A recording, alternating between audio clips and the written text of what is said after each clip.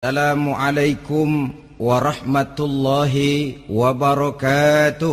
Waalaikumsalam warahmatullahi wabarakatuh. Alhamdulillah wassalatu wassalamu ala sayyidina Rasulillah sayyidina wa maulana Muhammad ibn Abdullah wa ala alihi wa sahbihi wa mawalah. La haula wa la quwwata illa billah, amma ba'du. Bapak-bapak, ibu-ibu, saudara-saudara kaum muslimin rahimakumullah. Sudah menjadi keyakinan dalam kehidupan kita bahwa segala yang ada permulaannya tentu akan ada penghabisannya. Setiap yang punya awal mesti akan punya akhir. Tidak ada keabadian dalam kehidupan dunia ini. Semuanya datang dan pergi silih berganti, berubah oleh pergeseran masa dan pertukaran waktu. Demikianlah kalau kita mau merenungi kehidupan dari alam di sekitar kita. Sejak dari kehidupan tumbuh-tumbuhan, binatang, sampai kepada kehidupan kita, makhluk bernama manusia. Lihatlah kita manusia misalnya. Dimulai sejak kita terlahir ke alam ini, keluar dari alam rahim ibu, menjadi bayi yang merah tidak berdaya, untuk kemudian berangsur meningkat menjadi anak-anak. Dari kehidupan anak-anak berubah lagi kita menjadi remaja dengan segala keceriaan dan kelincahannya, dan dari masa remaja naik lagi kita memasuki usia dewasa, untuk kemudian berangsur memasuki hari tua. Lalu setelah kita memasuki hari tua, sehari, seminggu, sebulan, setahun, sampailah kita kepada batas waktu yang telah ditentukan oleh Allah, yang dinamakan ajal, dan bertemulah kita dengan yang disebut maut. Ini merupakan kepastian dalam kehidupan. Kalau saja kita mau merenung perubahan-perubahan yang terjadi pada diri kita, seharusnya membuat kita insaf dan sadar. Di kala remaja kita begitu lincah, punya rambut yang hitam ikal berderai, punya lesung di pipit, punya senyum yang indah menawan setiap orang yang melihat, punya kulit yang kencang dan bersih. Manakala kita memasuki hari tua, perubahan frontal pun terjadi. Kulit mulai jadi keriput, rambut yang tadinya hitam ikal berderai mulai memutih, nikmat berkurang, gigi yang tadinya utuh dan sanggup mengunyah apa saja, satu demi satu permisi meninggalkan kita. Sangat boleh jadi dikala remaja kita senyum semua orang terpikat. Dikala hari tua dengan kulit yang keriput dan gigi yang tidak ada lagi, manakala kita senyum, mungkin orang bakal lari dari sekitar kita. Kemana keindahan yang tadinya begitu menawan? Kemana senyum lesung pipit yang tadinya menarik perhatian orang? Pergi meninggalkan kita, berubah oleh pergeseran masa dan pertukaran waktu. Nah, bila maut datang menjemput kita, selesailah kehidupan sampai di situ? Ternyata belum. Kalau lahir merupakan perpindahan hidup dari alam rahim ke alam dunia, maka mati hakikatnya merupakan perpindahan hidup dari alam dunia ini ke alam kehidupan yang berikutnya, yang dinamakan dengan alam barzah. Andai kata hidup cuma sekali, secara moral kita sanggup berkata, alangkah tidak adilnya Tuhan. Kenapa? Dalam kehidupan ini kan aneka ragam terjadi. Ada orang yang zolim, ada orang yang dizolimi. Ada orang yang membunuh, ada orang yang terbunuh. Ada orang yang kaya, ada orang yang miskin. Ada orang yang jujur, ada orang yang menghalalkan segala cara. Sehingga banyak ketidakadilan yang terlepas daripada pengadilan dunia. Lalu orang pun bilang, di dunia ini katanya banyak pengadilan tapi sulit keadilan. Di dunia ini mudah mencari pengadilan tapi sulit untuk mencari ketidakadilan.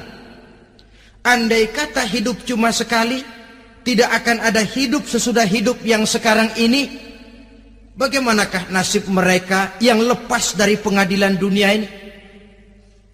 Alangkah tidak adilnya Allah, andai kata tidak ada kehidupan sesudah hidup yang sekarang.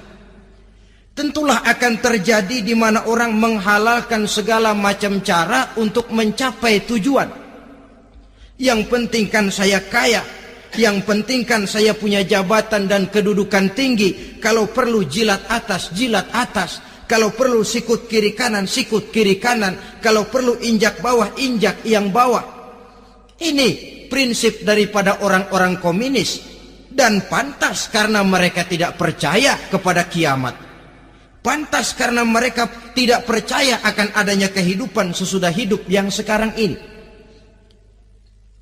Maka saya menghimbau kepada seluruhnya, kita sudah kadung menyepakati negara ini berdasarkan Pancasila. Kita sudah kadung konsensus bahwa PKI dengan seluruh ajarannya tidak punya hak hidup di bumi Pancasila yang kita cintai ini. Maka salah satu ajaran PKI tujuan menghalalkan cara.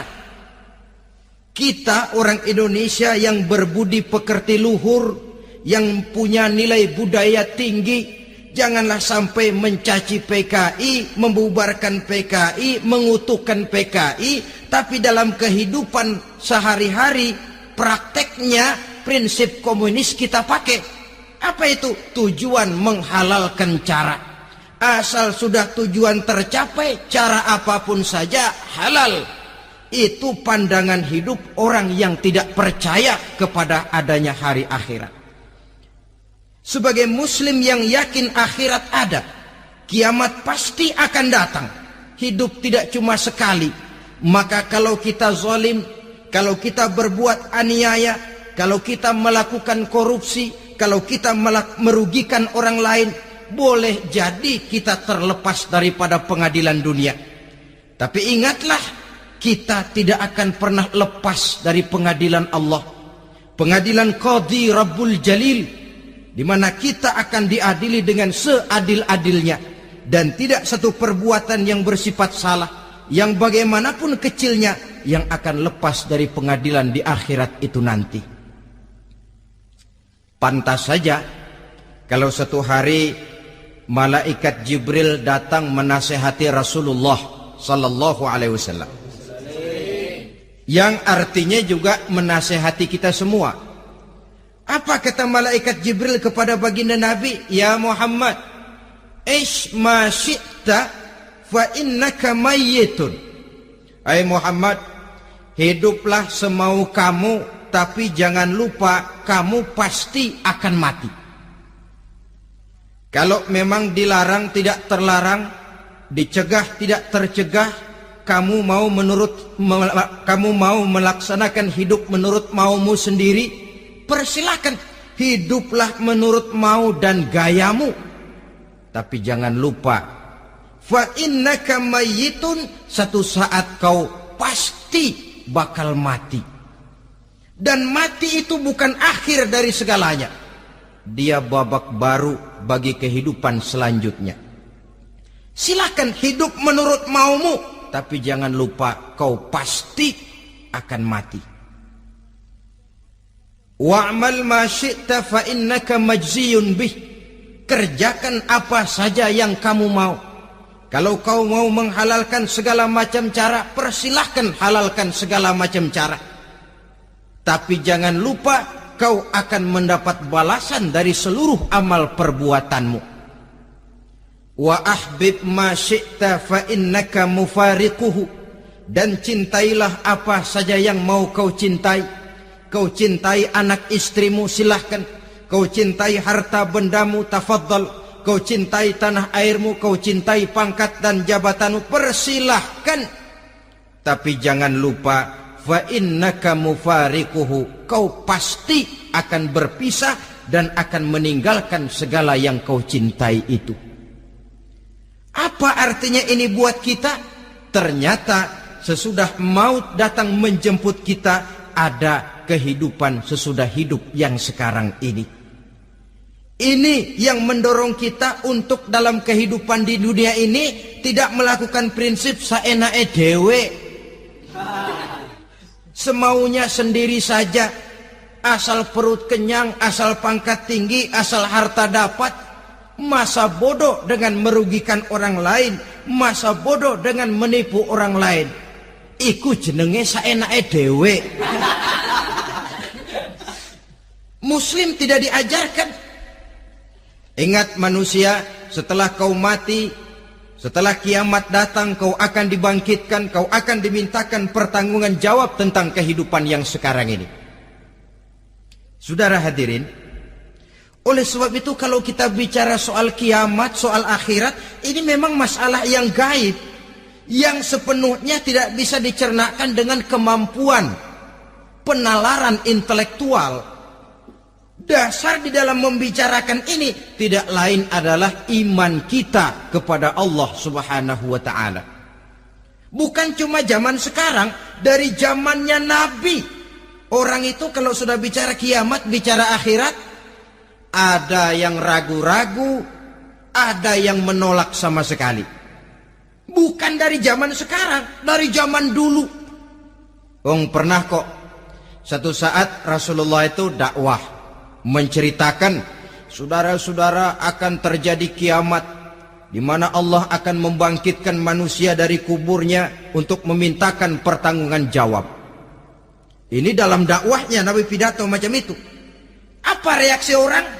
Yang beriman ya mantap, tapi yang tidak beriman, bajingan-bajingan Quraisy ini,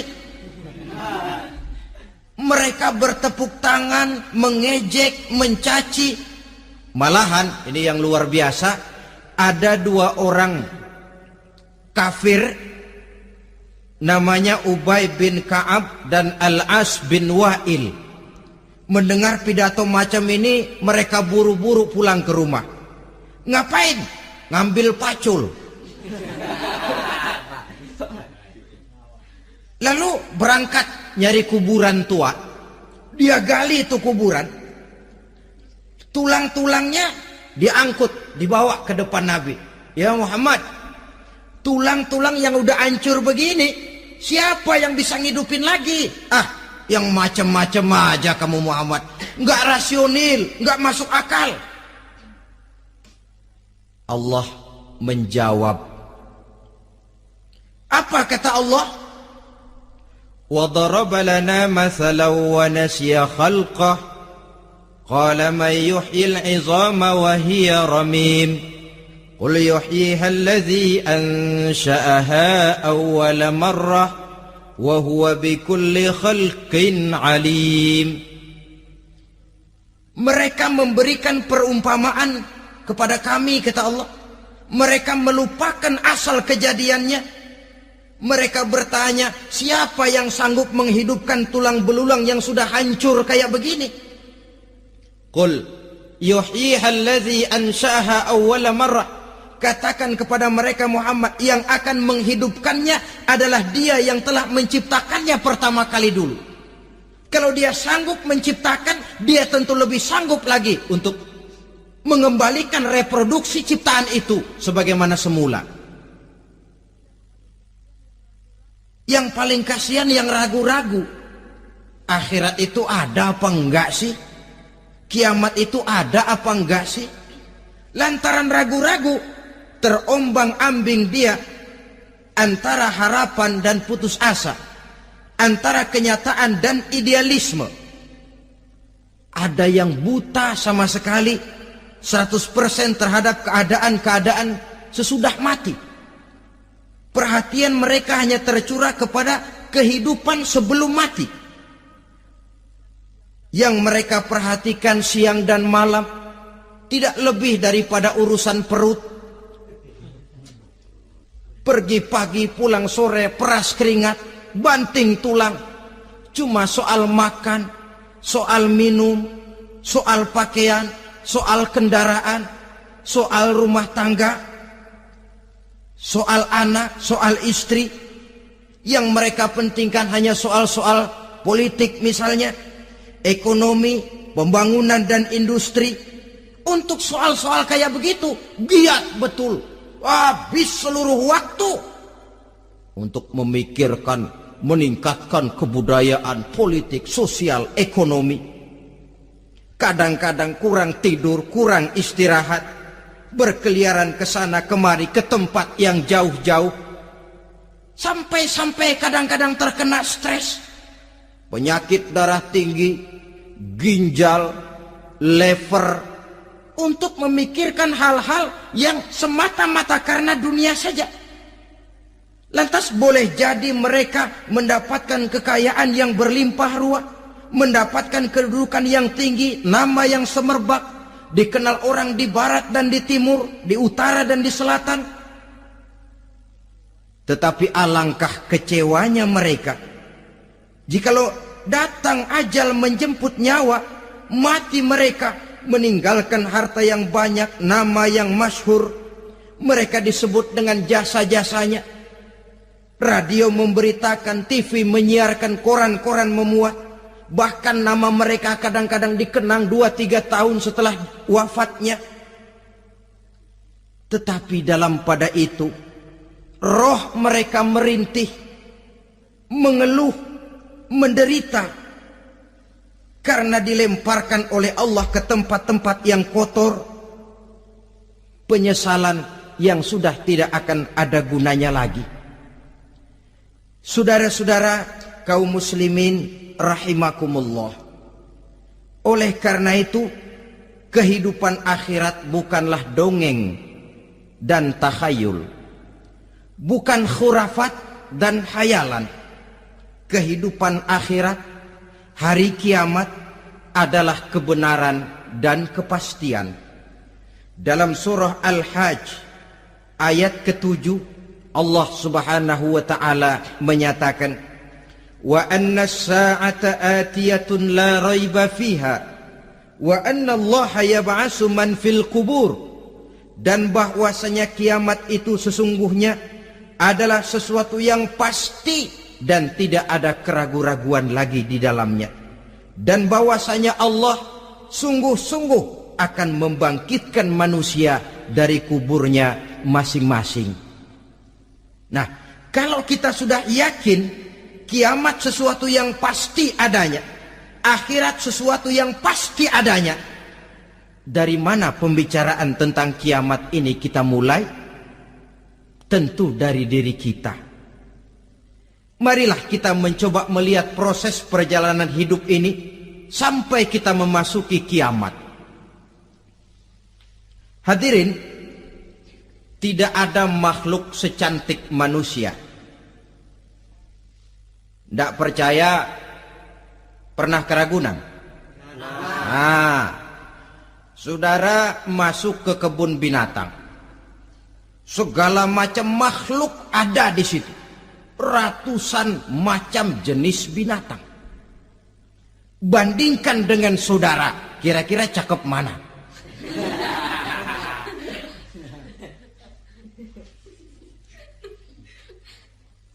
Dari seluruh makhluk yang diciptakan Allah itu, manusia fi ahsani taqwim, dalam bentuk yang paling sempurna, sejak susunan biologis sampai kemampuan berpikir. Biologis kita, ya Allah, diciptakan kita begini rupa, diberikan 2 kaki untuk berjalan, 2 tangan untuk bekerja, diberikan 2 mata, dua-duanya di depan. Pernah saudara mikir kalau mata kita yang satu di depan, yang satu di belakang? Rasanya nggak laku kacamata itu.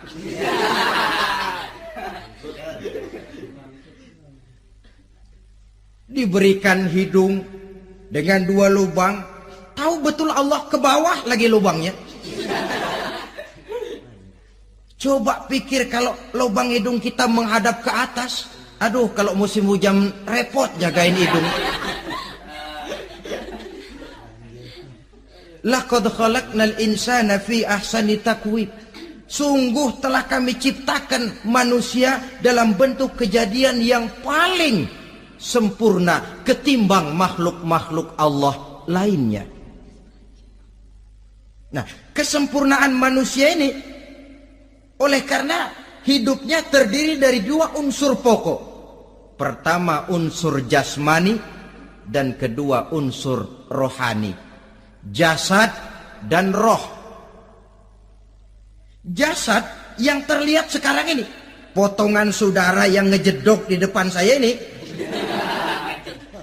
jasad saudara. Ini yang berasal dari saripati makanan yang dimakan oleh bapak ibu kita. Lalu hasil kerjasama yang baik antara ibu dengan bapak, terwujudlah kita.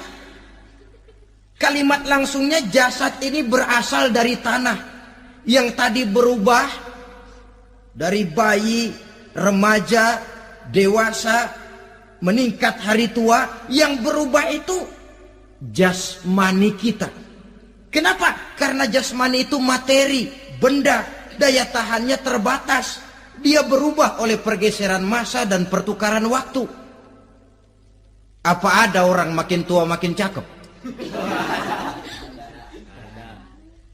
Jasmani oleh karena dia materi, dia berubah oleh pergeseran masa dan pertukaran waktu. Nah, yang menyebabkan jasmani itu bergerak karena ada roh di dalamnya. Ini yang menyebabkan kehidupan. Ini yang menjadi sumber kehidupan, pusat kesadaran dan pengertian dalam kehidupan manusia. Tanpa roh dalam diri kita, maka jasad kita, pernah lihat orang mati? Nah, itu kalau orang mati, coba perhatikan. Apanya yang kurang? Kupingnya masih ada, tapi sudah tidak sanggup mendengar. Matanya masih lengkap, tapi tidak mampu melihat. Jangankan melihat, terbuka saja tidak.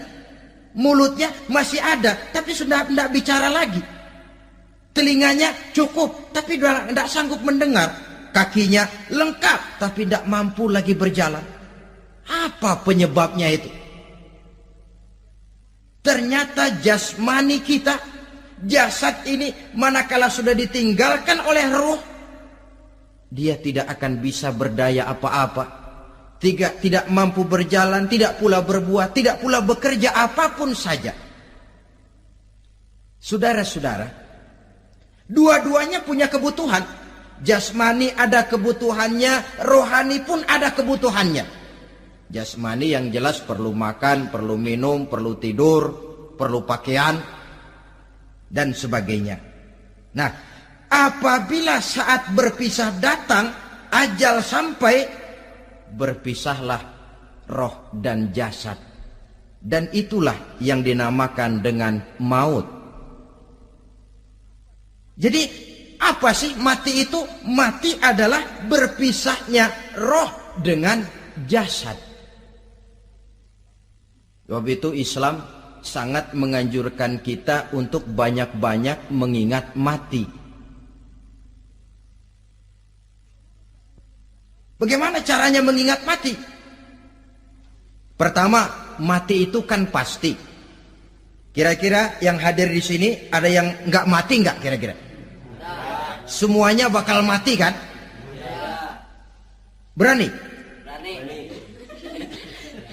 Sekarang mau? Saudara, sebenarnya kalau kita merenung lebih jauh, orang itu tidak perlu takut mati. Walaupun tidak boleh terlalu berani menghadapi mati. Karena bagaimanapun takutnya kita kepada mati, toh dia pasti datang. Bagaimanapun beraninya kita mati, kalau belum ajal ya tidak mati juga. Jadi muslim itu kan harus berani menghadapi hidup dan tidak takut menghadapi mati. Mati adalah sesuatu yang pasti. Muslim dianjurkan banyak-banyak mengingat mati dalam kehidupan. Caranya bagaimana? Pertama, berziarah nengokin teman yang sakit. Ya? Suka nengokin teman yang sakit enggak? Oh, itu pahalanya kata Nabi. Menengok orang yang sedang sakit lebih afdol daripada sholat sunnah 1000 rakaat. Apa pernah saudara sembahyang sunnah sampai 1000 rakaat? Nengokin orang sakit pahalanya lebih afdol daripada itu. Kenapa menengoki orang sakit mengingatkan kita kepada mati? Iya ya, ini teman saya yang kemarin segar banget, bercanda sama saya, ketawa sama-sama, sekarang terbaring tidak berdaya, hilang kemampuannya, hilang keceriaannya, sakit. Iya kalau sembuh, kalau ajal, iya sekarang giliran dia, kalau jatuh ke saya. Lalu menghibur teman dengan kata-kata yang enak, yang akan mendatangkan sugesti supaya dia cepat sembuh. Jangan nengokin orang sakit jujur. Sakit apa lo? Perut. Emang teman gua kemarin sakit begini mati nih. Wah, itu orang bisa jadi shock lantaran etika kita tidak akan sampai ke sana. Menjenguk orang sakit akan mengingatkan kita kepada mati. Apalagi ziarah kubur. Ada yang orang tuanya sudah meninggal? Nah, kalau ada, ya tidak bisa tiap hari, sekurang-kurangnya seminggu sekali. Jumat pagi misalnya, ziarah kita ke kubur. Sehingga kalau kita masuk kubur kan ada etikanya. Assalamualaikum ya ahlal kubur wa inna insyaallahu bikum lahikun. Hai penduduk kubur, keselamatan bagi kamu dan kami yang masih hidup sekarang ini insyaallah pasti bakal nyusul kamu. Iya, yang kemarin gagah benar sekarang terbaring tanpa daya. Ini unggukan kuburannya. Yang kemarin ada sekarang sudah tidak ada. Kemana dia? Kami satu saat pasti akan begini. Ingat mati. Lalu apalagi yang bisa membuat kita ingat kepada mati? Mengawal jenazah. Bukankah sangat dianjurkan oleh agama?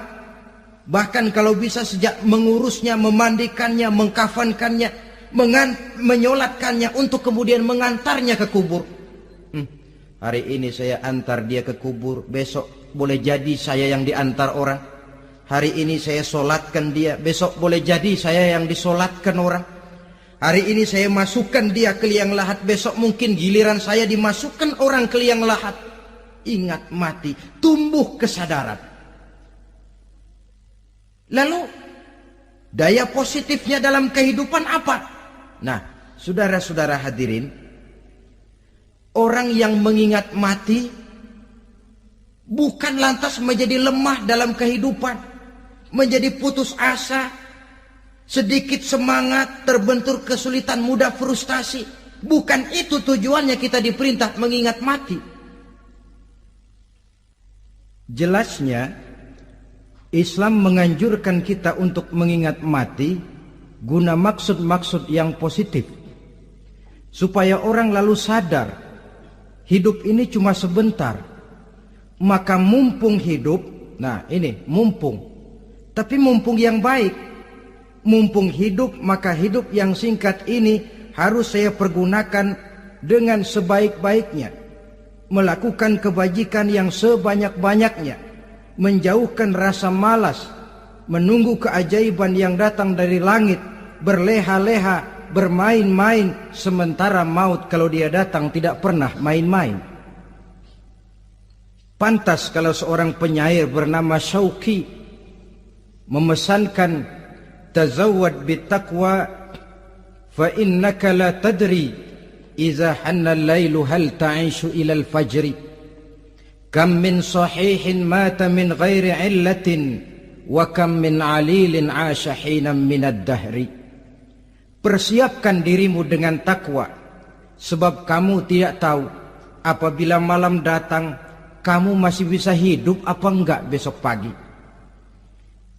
Apa ada jaminan saudara yang kumpul di depan saya malam ini besok masih bisa hidup? Tidak. Ada jaminan? Tidak. Tidak ada sama sekali. Kam min sahihin mata min ghairi illatin. Berapa banyak orang sehat mati nggak pakai sakit lagi. Sebabnya kadang-kadang ringan saja. Ada yang cuma jatuh di kamar mandi mati. Ada yang cuma ketiban pensil. Iya, kalau ketiban pensil 3 peti masa nggak mati. Ta'addadatil asbab wal mautu wahid. Sebabnya boleh jadi macam-macam, tapi mati satu juga, yaitu mati. Dia seperti kelapa yang terlalu tua jatuh ke bawah, yang kembang baru keluar pun jatuh ke bawah. Itulah mati. Dia datang menjemput yang bayi, dia datang mengambil yang anak-anak, dia datang juga kepada yang remaja, kepada yang dewasa, kepada yang tua sekalipun. Jangan yang remaja lalu berpikir, gua rasanya masih jauh banget mau mati. Ini sesuatu yang pasti yang kita tidak pernah diberitahu kapannya. Kalau dikasih tahu kapannya kan kita bisa, umpama malaikat maut datang ke rumah saya, saudara Zainuddin kau mati 80 tahun lagi. Wah, saya kan berhitung, masih lama, poya-poya aja dulu Tapi ini tidak pernah diberitahu kepada kita. Lantaran tidak diberitahu itulah kita perlu bersiap-siap dengan selalu mengingat-ingat mati yang mendorong kita untuk berbuat positif. Satu contoh peringatan mati yang mendatangkan positif pada peristiwa ketika turun perintah hijrah. Ketika di Mekah sudah terpepet turun perintah hijrah. Ini sahabat yang berangkat hijrah, jangan dikira semua bulat hati. Ada yang mikir, kalau saya hijrah berangkat dari Mekah ke Madinah, nanti di tengah jalan dicegat oleh kafir Quraisy lalu dibunuh, mati saya. Takut mati. Allah peringatkan, kullu nafsin za'iqatul maut. Kamu disuruh hijrah saja takut mati, padahal kamu tahu semua yang hidup bakalan mati. Diam saja di Mekah mati, hijrah ke Madinah pun akan mati.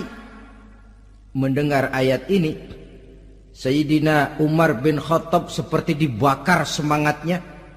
Kalau sebagian sahabat hijrah sembunyi-sembunyi, beliau mau hijrah itu malah bajingan Quraisy dikumpulkan dekat Ka'bah. Pidato, ya ma'syara Quraisy, dedengkot Quraisy, dengerin. Besok pagi yang namanya Umar bin Khattab mau hijrah dari Mekah ke Madinah. Siapa yang kepengen kepalanya berpisah dengan badannya, persilahkan cegat Umar di jalanan. Besok dengan tenang dia berangkat hijrah, gak ada yang berani nyegat. Tuh Quraisy juga barangkali mikir, gue ngapain nyegat penyakit. Begitu ingat mati, timbul semangat juang, timbul semangat berbuat. Ini ingat mati yang positif, bukan yang melemahkan semangat. Dah jangan kerja rajin-rajin dah, lu bakalan mati. Ini ingat mati yang salah pasang. Ingat mati seharusnya mendorong manusia untuk berbuat lebih tekun. Allah memberikan peringatan, qul innal mauta allazi tafirruna minhu fa innahu mulaqikum. Katakan, maut yang kamu akan melarikan diri daripadanya, yang kamu takuti benar dia pasti akan datang menjemput kamu. Saudara-saudara hadirin yang saya hormati, datangnya memang tidak kita harapkan yang namanya maut. Tapi sekali dia datang, tidak ada pintu tempat kita lari. Dia memang tidak pernah kita undang. Tapi sekali dia datang, mengetok pintu, kekuatan apa yang bisa menolak? Dia sebuah tanda seru dalam kehidupan. Apa yang menyebabkan orang takut mati? Pertama barangkali karena dia tidak tahu bagaimana kehidupan sesudah mati. Alam kubur gelap, alam akhirat gelap. Sehingga dia bingung, lantaran bingung lalu jadi takut. Yang kedua boleh jadi oleh bayangan-bayangan dosa yang pernah dia kerjakan di dunia ini. Kerjanya cuma menumpuk dosa. Dia gembira, bahagia, tertawa di atas tumpukan dosanya. Merasa segan berpisah dengan seluruh kehidupan ini. Sehingga boleh jadi maut adalah sesuatu yang ditakutkannya benar dalam kehidupan. Tapi bagaimanapun takutnya, tidak ada tempat lari dari dia. Dalam ayat lain Allah jelaskan, Aynama takunu yudrikumul mautu walau kuntum fi burujim musayyadah. Di mana saja kamu berada, dalam benteng yang paling tangguh sekalipun, maut pasti akan datang menjemput kamu. Nah, bagaimana caranya maut datang menjemput kita? Bila datang dia, sang malaikat pencabut nyawa, malaikat Israel namanya, hendak mengambil roh kita. Dalam suasana macam begitu, di akhir kehidupan dunia, dalam berhadapan dengan sakaratul maut, terbagilah manusia dalam dua bagian besar. Pertama, yang menghadapi sakaratul maut itu dengan husnul khatimah, baik di akhirnya, sehingga pada saat ruhnya berpisah dengan jasadnya, kelihatan dia seperti senyum, mukanya cerah. Bahkan sebelum itu boleh jadi dia sempat meninggalkan pesan-pesan yang baik. Ada yang sempat azan, ada yang sempat baca Quran. Pernah kan nemui orang yang mau mati seperti itu? Yang sempat azan, yang sempat baca Quran, yang sempat meninggalkan wasiat-wasiat yang baik. Sebab apa? Malaikat maut datang menjemput mereka juga dengan baik-baik. Dicabut ruhnya perlahan-lahan, tapi sungguh pun perlahan-lahan. Pedihnya, sakitnya tetap tiada tara. Rasulullah Sallallahu Alaihi Wasallam, dikala beliau hendak berhadapan dengan sakaratul maut, diceritakan mencelupkan tangannya ke dalam gelas berisi air, lalu mengusapkannya ke muka beliau seraya berdoa, Ya Allah, mudahkan saya dalam menghadapi sekarat ini. Beliau juga yang mengatakan bahwa sakitnya sakaratul maut sama dengan 300 kali bacokan pedang. Sehingga kita diajarkan doa, di antara doa selamat itu kan ada Allahumma hawwin alaina fi sakaratil, ya Allah, mudahkan saya di dalam menghadapi sakaratul maut itu. Ketika ruh ini keluar dari jasad, mata masih mengikuti ruh itu. Sehingga kadang-kadang ada yang matanya terbelalak dan tidak sempat ditutup, terbuka terus, mengikuti ruh itu keluar dari jasadnya.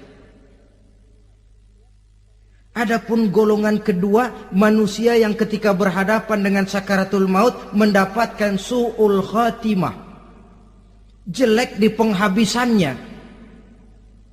Sekaratnya sudah setengah mati, lalu jelek juga di akhirnya, mati dalam keadaan yang tidak baik, tidak terpuji.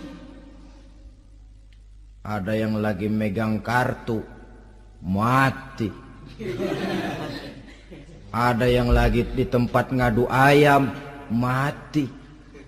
Ada yang lagi di tempat pelacuran, mati. Ada yang lagi megang botol minuman keras, mati. Nih barangkali malaikat maut gemes banget nariknya, lu bajingan, lu tarik terus yang ampun. Mati su'ul khatimah. Makanya bagus itu. Kadang-kadang di majelis-majelis taklim kan sering dibaca, ya Allah biha, ya Allah biha, ya Allah bihusnil khatimah. Kan ada itu? Ada enggak? Saudara hadirin, mohon agar oleh Allah kita diberikan husnul khatimah, baik di saat ruh akan berpisah dengan jasad. Ini sesuatu yang pasti. Sang malaikat maut datang menjemput nyawa. Setelah ruh berpisah dari badan, maka tinggallah sang badan. Ditangisi oleh semua yang kita tinggalkan. Sehingga kepada putrinya Fatimah, ketika malaikat maut datang hendak menjemput baginda Nabi, beliau berkata kepada anaknya Fatimah, kamu tahu siapa yang datang? Saya tidak tahu Bapak. Yang datang hadimul lazat. Itu dia yang menghancurkan seluruh kesenangan dunia. Wa qati'us syahwat. Yang memisahkan kita dengan seluruh yang kita cintai. Dia malaikat maut, Pak. Manakala jasad sudah ditinggalkan oleh ruh, itulah yang dikerubungi orang. Anak menangis, istri menangis, orang tua bersedih, teman-teman merasa kehilangan, menangisi jasad. Diuruslah jasad kita, dimandikan sebagaimana mestinya, dikafankan dengan kain putih 3 lembar, itu yang hendak kita bawa kembali ke tempat asal kita. Pakaian sutra, jas yang mereknya Switzerland wool, kain yang Samarinda, sepatu yang Belly atau Beltoni, jam tangan yang Rolex, kendaraan yang serba mewah, tidak ada yang menyertai kita. Kain putih 3 lembar itu saja lagi. Demi setelah dikafankan, dibujurkan kita menghadap ke arah kiblat, orang banyak pun datang menyolatkan kita dengan 4 takbir, diiringi dengan doa, lalu upacara pelepasan, berangkat kita meninggalkan anak, istri, suami, kampung halaman, tanah air, bahkan alam dunia ini. Selamat tinggal alam dan seluruh isinya. Tinggallah yang tinggal. Saya akan kembali ke tempat asal dari mana saya datang, untuk kembali mempertanggungjawabkan seluruh perbuatan saya dalam kehidupan ini. Manakala upacara pelepasan selesailah sudah, dimasukkan kita ke keranda jenazah, digotong orang, bismillah wa ala millati rasulillah, dibawa ke tempat peristirahatan terakhir katanya. Padahal dulu kalau mau kita istirahat, ke villa lah kita, ke Bali lah kita, ke Hong Kong lah kita, ke tempat-tempat tamasya yang indah. Oh, rupanya akan sampai juga perjalanan menuju tempat peristirahatan terakhir, yang luasnya tidak akan lebih dari 2 kali 1 meter. Diusung orang kita, diantarkan orang banyak. Manakala sampai ke atas yang lahat, pengusung jenazah dibuka, diturunkan kita ke liang lahat, dibaringkan. Gumpalan tanah akan jadi bantal kita. Muka dibuka, dihadapkan ke arah kiblat. Setelah itu ditutup tiang lahat kita, liang lahat kita dengan kayu. Masih belum kurang, diuruk dengan tanah. Yang menguruk orang-orang yang tadinya mencintai kita, menyayangi kita. Tapi ketika jasad sudah ditinggalkan ruh, habis rupanya cintanya. Coba jasad kalau sudah ditinggalkan ruh, 3 hari aja di rumah, serem.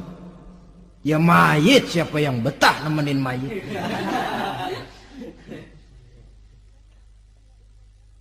Lalu bila upacara pemakaman selesai, maka berusahalah semuanya. Para pengantar akan kembali ke rumahnya masing-masing.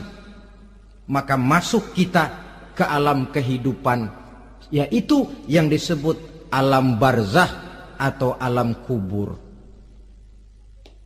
Apa selesai hidup sampai di situ? Tidak.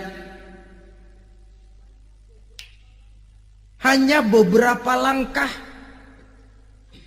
setelah yang mengantar kita pulang.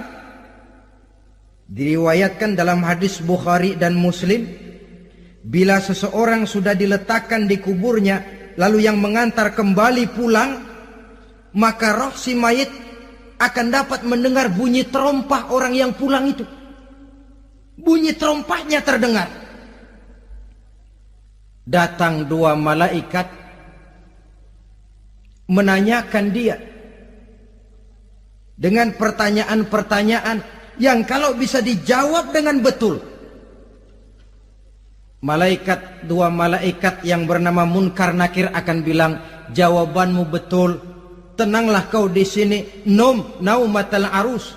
Tidurlah kau di sini seperti tidurnya pengantin.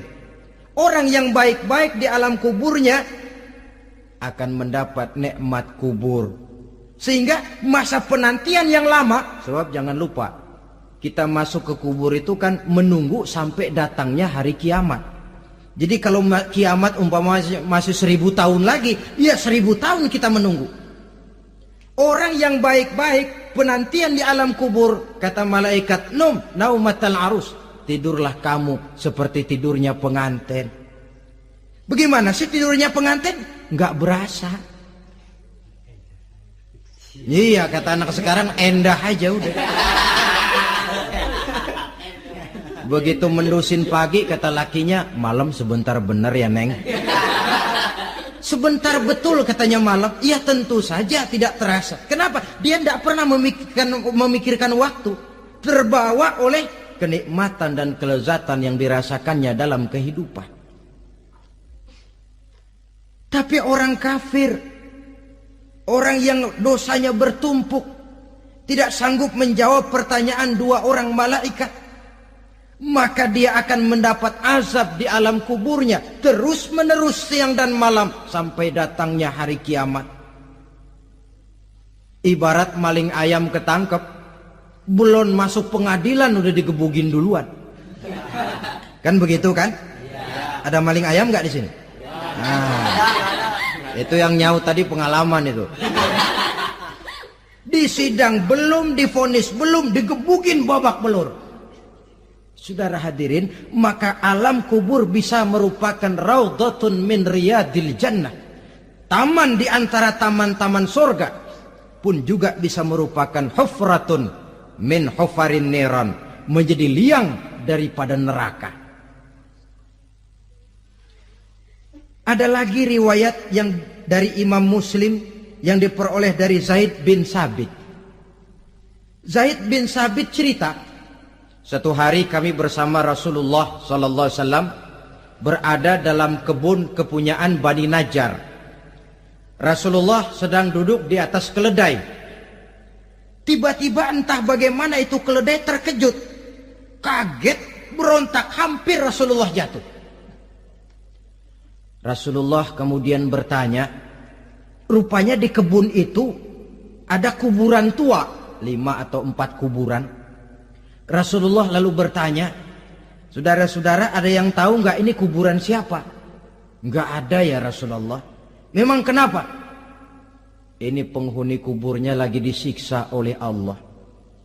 Andai kata boleh saya mohon kepada Allah supaya kamu dengar seperti yang saya dengar, andai kata saja kamu kuat mendengarnya, saya pasti akan berdoa. Tapi sayang, saya yakin kamu pasti tidak akan kuat mendengar mereka mendapat azab di kuburnya. Hadis sahih riwayat Imam Muslim dari Zaid bin Sabit. Kehidupan di alam barzah. Pak, iya kalau yang matinya dikuburin. Lah kalau yang matinya diceburin ke laut, dibakar, di medan perang hilang gak ketahuan kemana jenazahnya. Saudara, hilang kek, dikubur kek, di dalam lautan direndam kek, itu kan cuma logika kita. Menurut Allah tidak ada perbedaan orang mati dikubur di dasar lautan, atau dibakar sampai jadi abu, atau gugur di medan perang tidak ketemu jenazahnya. Entah mereka tetap masuk ke alam barzah namanya. Jasad boleh hancur, tapi roh sebagai sumber kehidupan, pusat kesadaran dan pengertian, dia tetap ada, mengalami kebahagiaan dan kegembiraan, atau mengalami kepedihan dan penderitaan, bergantung kepada amalan yang kita lakukan dalam kehidupan di dunia ini. Maka dalam Yasin tadi kan jelas, qul yuhyiha alladzi ansha'aha awwala marrah. Yang menghidupkan mereka yang dikubur di dasar lautan, mereka yang dibakar sampai jadi abu, yang akan menghidupkan ialah Allah yang menciptakan mereka dulu pertama kalinya. Jadi kalau sudah ada aslinya, ya tentu tidak perlu contoh lagi, akan sangat mudah membuatnya. Orang tua kita, keluarga kita yang sudah berpulang, mereka di alam barzah sekarang ini bisa mendapat nikmat kubur, bisa mendapat azab kubur, bergantung amalan mereka dalam kehidupan di dunia ini. Dalam Musnad Imam Ahmad dan Sahih Abi Hatim malah ada tambahan riwayat, orang yang banyak kebajikannya di dunia, amalannya akan datang menemani dia. Sholatnya dekat kepalanya, puasa sebelah kanan, zakat sebelah kiri, menghibur dia.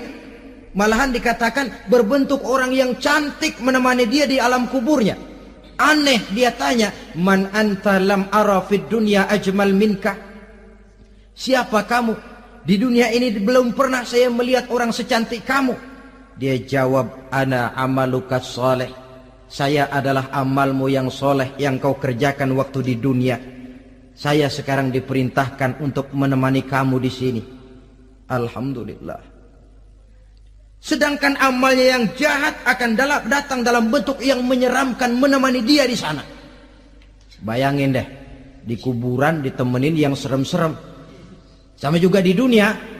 Di dunia, kalau kita di tempat gelap ditemenin orang cakep, enak nggak? Enak. Wah, pengalaman.